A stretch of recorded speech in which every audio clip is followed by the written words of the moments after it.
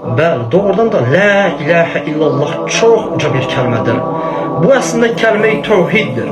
La ilahe illallahın sözlük olaraq qısa mənası Allah'tan başqa ibadətə layiq heç bir hak ilah yoxdur deməkdir. Açıqlamalı, yəni daha ətraflı olaraq deməyimi istəyirsinizsə qardaşlar, la yoxdur, rədd edirəm, inkar edirəm. İlahə bütün ilahları, bütün tağutları, yalvarılan, dua edilen, səcdə edilen, qurban kəsilən, ada qanılan bütün məbudları rədd edirəm. İllallah, hak ilah və hak məbud olaraq yalnız Allahı qəbul edirəm.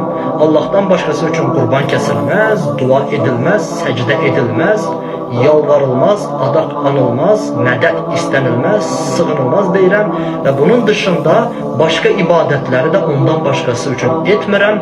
Bütün ibadətlərimi yalnız Allah'ın razılığı üçün edirəm demiş oluram qardaşım. Bəli, la ilahe illallah deyəndə də elə bunu demiş olursan.